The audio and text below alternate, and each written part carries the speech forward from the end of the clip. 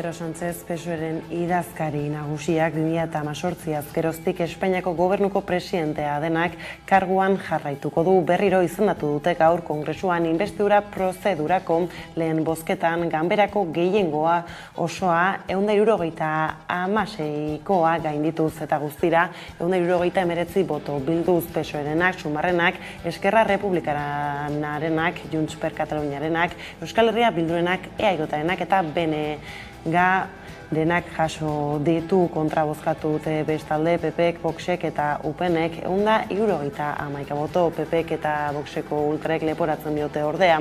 Ez duela zilegitasunik besteak beste Kataluniako alderdi independentista nagusien babesa ziurtatzeko prozesu subiranistarekin lotuta prozesu judizial baten dauden arduradunei eta herritarrei eragingo dien amnistia lege bat negoziatu eta adostu behar izan duelako.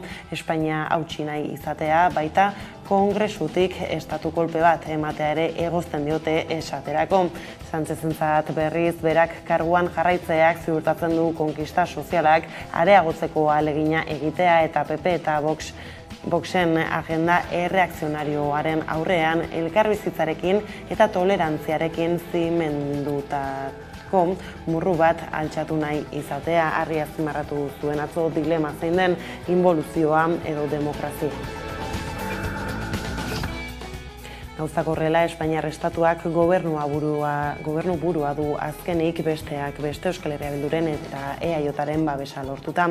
Halaxe mintzatu dira gaur Euskal Alderdietako ordezkariak entzun. Zuekin gaude eta zuekin dago Euskal Herria. Palestinan gertatzen ari dena estelako gerra bat, genozidio bat baizik. Azaroaren 20. bezperetan Kongresu honetatik ezin ditugu ahaztu Josu eta Santi, biak ala biak faxistek erailak. Gaur ere Eusko Alderdi Jeltzaleak bere herria babestu eta gidatzeko ardura hartzen dau berriro. Hori bilatu dugu izenpetutako hitzarmenarekin. Amnistiak ez dago ezer birrintzen. Amnistia investidura eragozteko eta hauteskunde berrietarako deia egin daitena aitzakia da. Besterik. Adierazpeno kara laster helduko diogu berriro investidura saioari, lehenago baina bada zer gehiago aipatu lerroetan politikarlotik Mikel Albizu idazleak Aezkoa Ibarreko zenbait udalerrietako irakurle taldeak idatzen ditu. Covitek salatu egin du hori eta eskatu du irakurle taldeen gidaritza karguetatik kentzeko. Nafarroako gobernuak bere egin du eskaera hori. Rebeka Esnaola, kultura, kirol eta turismo kontseilariak esan du hain zuzen ere udaletara zabaldu dutela kolaborazioa eteteko eskaera entzun.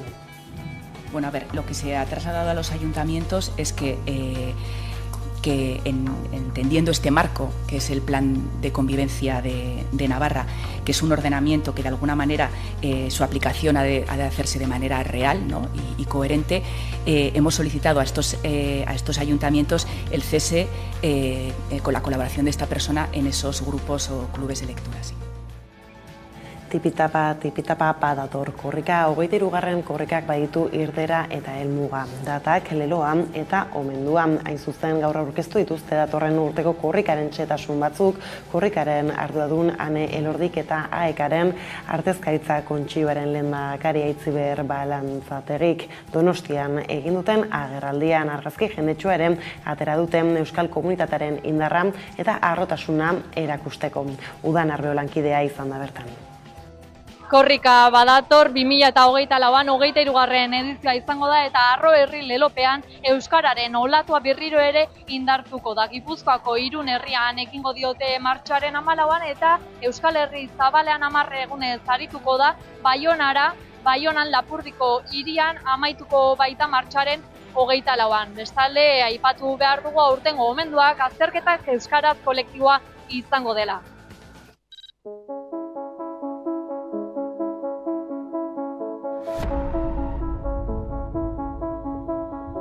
Bidegurutze honetan garaia da euskaraz bizi nahi dugula aho betez oihukatzeko.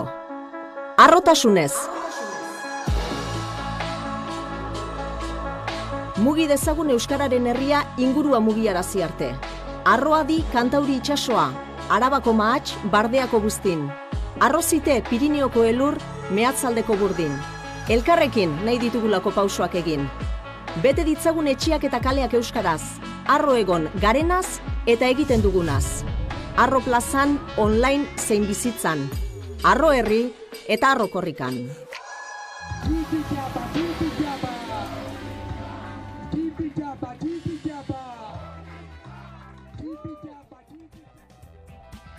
Bestaetik labek Eusko Jaurlaritzaren hezkuntza sailarekin ekainean sinatutako akordio laboralak lehen aplikazio izan duela goraipatu du sindikatuak. Jakinarazi du sukaldeko eta garbiketako alorrean ituna sinatu dutela. Hezkuntza legearen harira lortu zuten ados jartzea eta dagozkio negoziazio mahai gainetara eraman dute. Sindikatu abertzaleak adierazi duenez, kolektibo feminizatu eta prekarizatuenetik hasita akordioa lortu du orain labek gehiengoak sindikatuaren proposamena babestu baitu. 3 puntu zehaztu zituzten sindikatuaren eta Jaurlaritzaren arteko akordioan, lanpostuak mantentzeko eta esleitzeko irizpideak ezartzea, 60 urtetik gorazko entzat gazte berritze planak egitea, eta behin-behinekotasuna 5%tik igoko ez dela bermatzeko neurriak hartzea. Akordioa hala labek Eusko Jaurlaritzako hezkuntza sailari eskatu dio, elkarren artean lortutako lan akordioa mahai negoziatzaile eramaten jarraitu dezala. Eroski taldeak gainean daukan zorra handiaren zama arintzen jarraitu nahi du era prestago bide berriak aztertzeko. Ondasun higiezinak saltzean aztertzen ari da Mondragon taldeko kooperatiba zorraren zati bat ordaindu ahal izateko, hala azaldu die inbertsiogilei egunotan egiten ari den bileretan.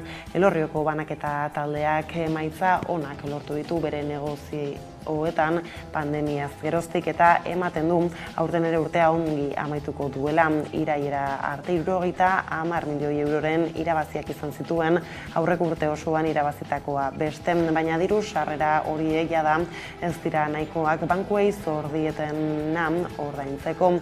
874 milioi euro zor dizkie denera eta horren zati handi bat 503 milioi 2024ko uztailaren 31 behar du ordainketa horri aurre egin ahal izateko prestago bere ondasun higiezinak saltzeko. 5 dias agertzaileak argitaratu duenez, supermerkatuak, bulegoak eta bestelako eraikin eta lursailak saltzeko prestago kooperatiba taldea 260 milioi eurorainoko balioa duen ondarea dena eta aurrez ere erabili izan du bide hori dirua biltzeko aipatu dutenez. Lerro gurekin bukatzeko berriz, Palestinako gatazkaren bueltako azken berriei helduz, Israelen bombek Gazan martxan zegoen azken irin errota suntsitu duten ogia ekoiztea ezinezko bihurtuz. Bestetik telekomunikazio konpainiek iragarri dute telefonia eta internet zerbitzuak eten egingo dituztela pixkanaka, sorgailuek erregairik ez dutelako.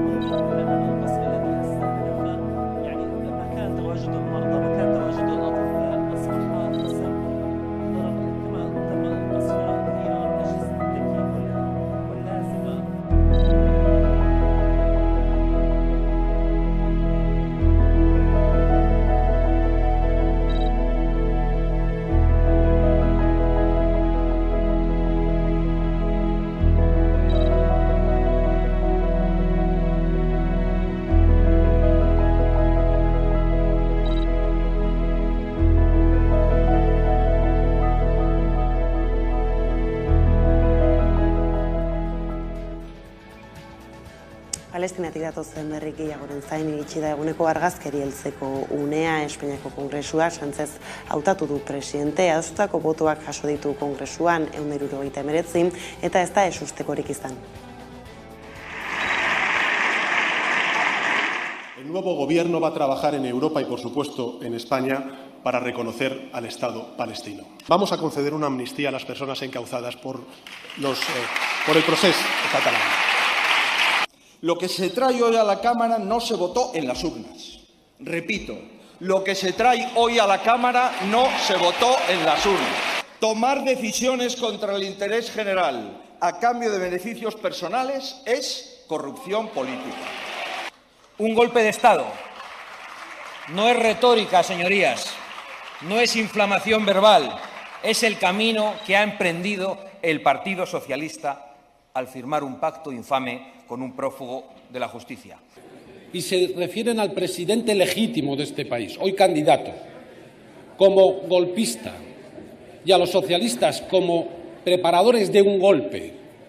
Este gobierno, señor Sánchez, nace de un compromiso con los trabajadores, con las mujeres, con los pensionistas, con quienes pelearon por la libertad y la democracia, con el planeta, también con los jóvenes. Tenemos capacidad para obligarle a acabar con la represión hoy y para obligarle, quizá, a que se vote en un referéndum mañana. Pero también capacidad para obligarle a salir de la parálisis i de l'ensimismamiento. Amb nosaltres no provi de temptar la sort, perquè no li funcionarà. El seu discurs no ha estat un discurs valent.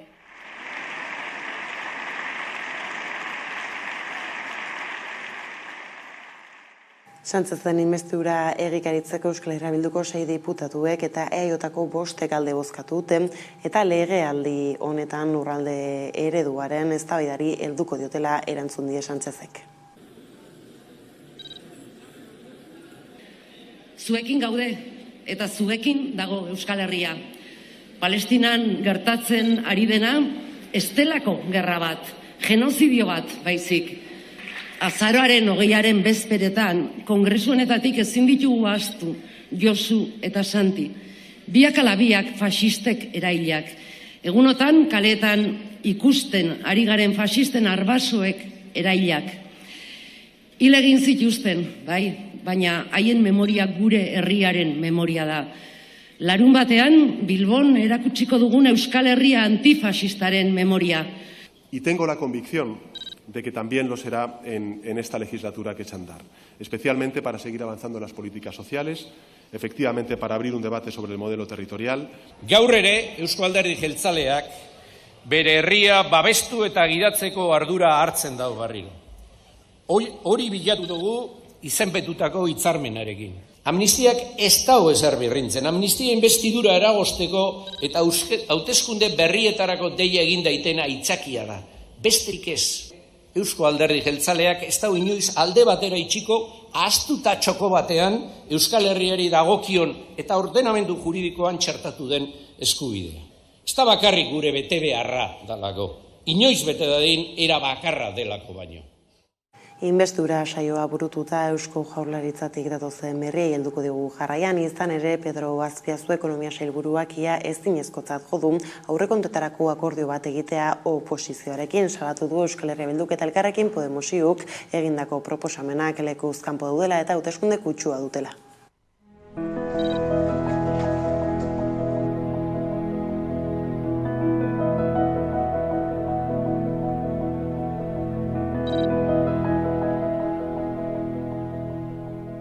Bi eskareek 300 milioi euroak ganditzen dituzte, baina ez dute kontuan hartzen nondik lortuko diren horretarako beharrezkoak diren baliabideak. Ez dute aintzat hartzen, halaber, Euskadi Europako eskualdea dela eta bete beharreko aurrekontu egonkortasunari buruzko arodi baten mende dagoela eta arodi horrek gobernu guztiek errespetatu beharko arauak dituela. Horren bestez, proposamenak lekuz kanpo daude ekonomikoki eta bi kasuetan hauteskundetara begira dauden nabarmen. Antzera EAJak eta PSEek osasun publikoaren legea onartu dute batzordean oposizioaren ezezkoarekin. EAJak eta PSEek osasun publikoaren lege proiektua onartu dute. EH Bilduk, Elkarrekin Podemosek eta PPek ezezkoa eman dioten bitartean. Legea legebiltzarrean tramitatzeko azken fasean dago behin betiko onartu aurretik. Osasun publikoaren legeak osasun komunitarioa babesten, zaintzen eta ziurtatzen du. Eta horretarako osasun publikoaren sistemaren egitura finkatzen du. Hau da, Euskal Herritar guztien ongizate babesteko tresnak emango dizkigu. Lege honen bi zutabe oso importanteak lankidetza eta koordinazioa izango die. Eta horregatik, Osasun Publikoaren Euskal Kontseilua eta Osasun Publikoaren Institutua sortzen du eta ahalbideratzen du legeak. Rebeka Ubera EH Bilduko legebiltzarkideak azaldu duenez, legeak herritarren osasunean eragiten duen mota guztietako faktoreak kontuan hartu beharko lituzke. Orduan, murrizketak batez ere udaran gertatzen ziren edo porsasoian gertatzen ziren, ez? Baina orain ikusten duguna da, azkenean iritsi da momentu bat hori ere ezin dela egin. Hau da, ja urte guztira zabaldu dira eta kostaldetan eta biztanleria bikoiztu, hirukoiztu, laukoiztu den tokietan ere profesionalak ez dira jartzen. Gasteizko Legebiltzarreko Osasun Batzordeak baiezkoa eman dio asteazken honetan lege honen irizpenari eta aurreikuspenen arabera urtea amaitu baino lehen egingo da onartzeko bilkura. Osasuna politika guztietan txertatu beharra dagoenez, osasun publikoan herritarren ongizatean eragina duten determinanteen kapitulu oso bat planteatu dugu. Baina azkenean gobernuak nahiago izan du, kapitulu eta izenburuan determinante terminoa jaso, baina edukietara pasatzen garenean 21 eta 24 artikulu bitarte horietan, gero ikusten da difuminatu egiten dela. Bestadetik gizarte arloko gaiekin jarraiki jangela eredua aldatzeko eskatu dio Labek lakuari, kalitatea eta segurtasuna lehenetsi dezaten Mikel Klaber. Eusko Jaurlaritzaren hezkuntza sailak Serunion enpresarekin dituen 2 kontratu bertan bera uzteko aukerak ikertzen ari da Duranako ikasbidea eta Hernaniko langile ikastoletan zerbitziatutako janarian harrak aurkitu eta gero. Logikoa dan bezala, kezka sortarazten du eta naiz 2 ikastetxetan gertatu, baten larrigoa beste baten baino beti sortarazten du kezka. Beraz, ondo aztertu, neurrik hartu berriro, lehenengo berriro ez dedila gertatu, eta gertatu danez hartu beharreko neurriak hartu. Bien bitartean, Eusko Jaurlaritzak enpresa honi berari Arabako esiko jantoki eta kafetegiak kudeatzeko kontratua esleitu dio, lizitazioaren irabazle atera baita. Lab sindikatuak salatu duenez, Arabako esiko zuzendaritzak preziorik merkeena hobetsi du zerbitzuaren kalitatea kontuan hartu gabe. Ze ikusi genuen, zuzendaritzak eman zien enpresa guztiei 50 puntu kalitatezko ataletan. Ezer neurtu gabe eta justifikatu gabe. Horrek zer esan nahi du, azkenean pliegoan konponduko da prezioagatik. Ze gertatzen da, enpresa hauek nola ajustatzen duten prezioa? 2 bide dituzte, edo lan baldintzak murriztuz, edo generoaren kalitatea murriztuz. Sindikatuaren arabera, kasuak Osakidetzak profesional zein herritarrekiko duen begirune eskasa islatzen du, sektore pribatuko enpresekiko duen eskuzabaltasunarekin kontrajartzen dena. Ordea ekonomiarekin lotuta Araba, Bizkaia eta Gipuzkoako pentsionistek 1.040 euroko gutxieneko pentsioa aldarrikatu dute goiz honetan Gasteizko kaleetan barrena. Euskal Herriko pentsionisten mugimenduak deituta milaka lagun kalera atera dira, Eusko Jaurlaritzari pentsioak osatzea eskatuz. Milaka lagunek Gasteizko kaleetan barrena manifestatu dira pentsio duin batzuen alde. Araba, Bizkaia eta Gipuzkoako pentsionistek mobilizazio berri bat burutu dute 1.040 euroko gutxieneko pentsioa ezartzea aldarrikatuz. Eusko Jaurlaritzari zenbaki horretara ailegatzen ez diren pentsioak osatzea eskatu diote. Horretarako urrengo urteko aurrekontuetan partidak barneratzea aldarrikatuz. 1.040 eurotik beherako pentsioak miseriazkoak direla baieztatu eta pentsio duinak eskatu dituzte. Hemengo parlamentuan eskatzen deguna da osagarri hori eman dezala. 1.040 euroraino osatu leike, voluntade politikoa falta zaigu.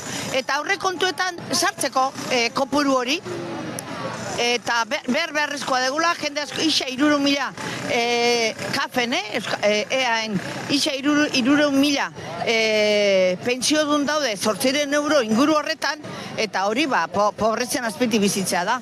Eta horregatikan 1.040 euroko gutxieneko pentsioa. Hemengo Jaurlaritzak, hemengo parlamentuak osatu dezala. Iruñeako kaleetan aldarrikapen berdinak entzun ziren pasaden larun batean. Nafarroako gobernuari pentsioak osatzeko partidak eskatuz.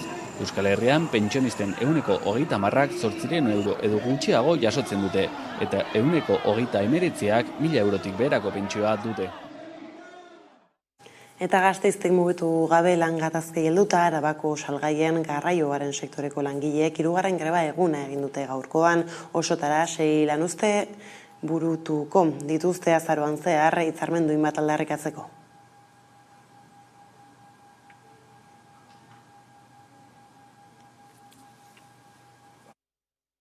Espero dugu ni berriz lanera bueltatzea.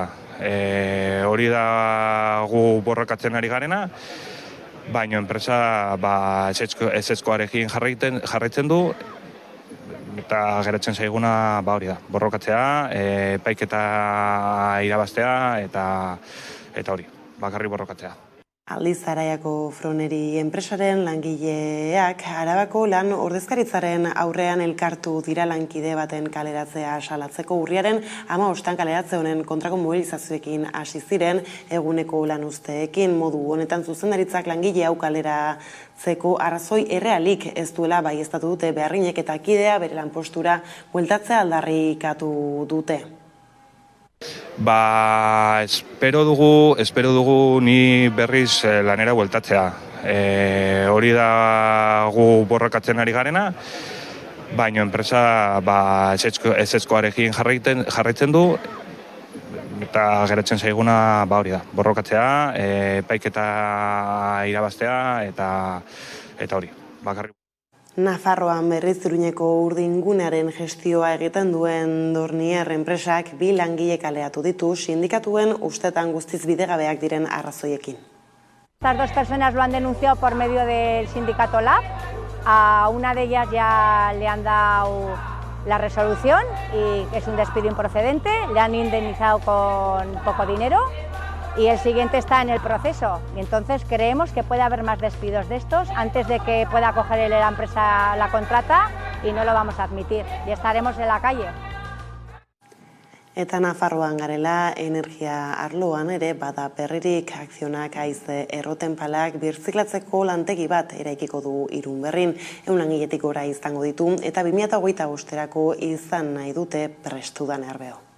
Nafarroak haize errotenpalak birziklatzeko bigarren lantegi bat izango izan ere aurretik dagoen bat bada Iberdrola eta FCC-rena, baina orain nazionak bigarren planta bat egingo du, datorren urtean hasiko dira obra horiek egiten eta 2025ean martxan izatea aurre ikusten dago. Gogoratu behar dugu, akzionak 2010 geroztik bertan egiten dituela Irunberrin bertan egiten dituela palak eta haren alboan joango da palak birziklatzeko eraikin berria ere.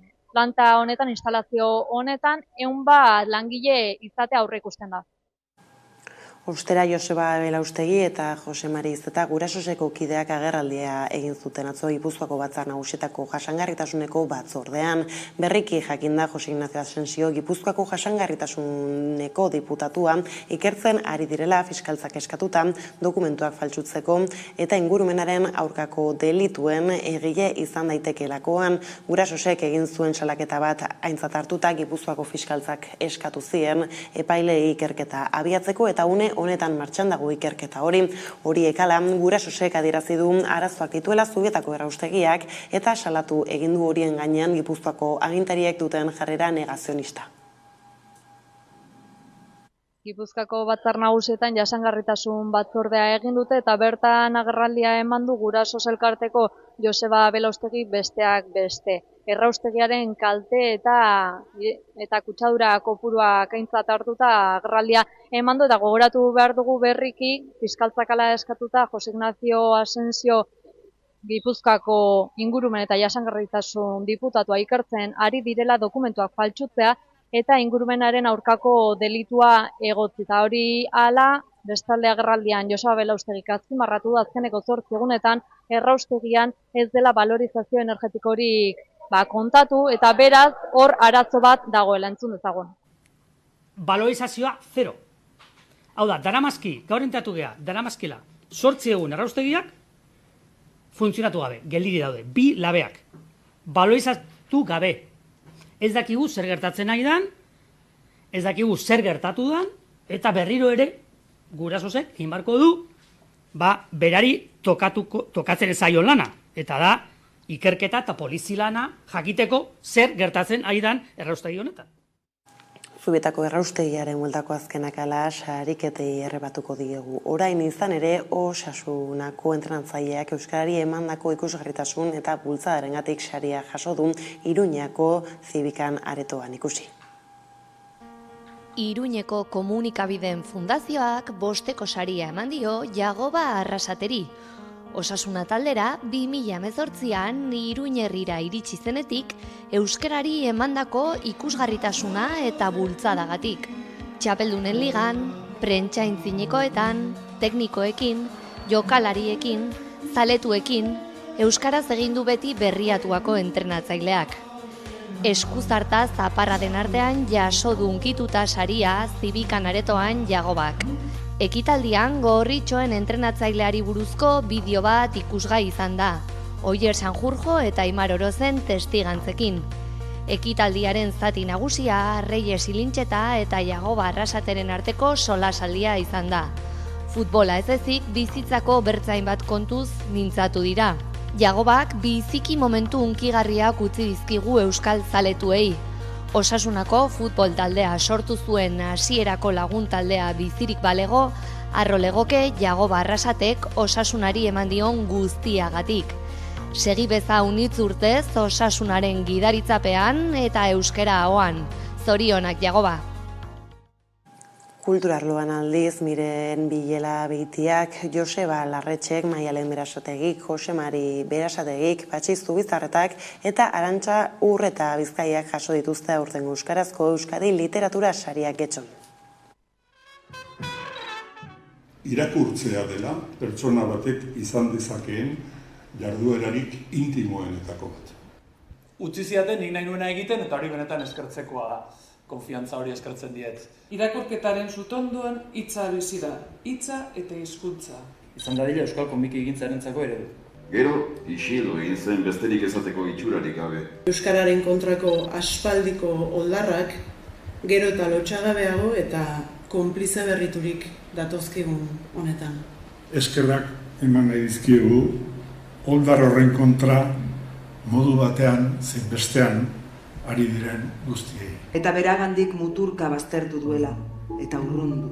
Irudipena daukat Lastiarrak urtzearekin batera ari zaigula izozten guri harima. Ikasten jarraitzeko asmoa daukat oraindik ere, hori bai, beste 40 urtez, ez dakit ba, askotxo iruditzen zaizkit. Eskerrik asko.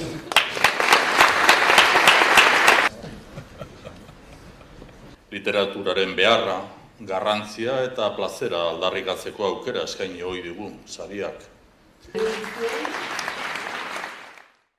Ordea, sariketak alde batera utzita Gasteizko Eldorado kontzertu aretoaren 20. urteurrenari buruzko argazkilu bat aurkeztu dute goiz honetan. Aretoa 2001. urtean ireki zen eta ordutik 11 kontzertu eskaini ditu. Bada orain 2022tik 23 egindako kontzertuen 130 argazki biltzen dituen liburua plazaratu dute.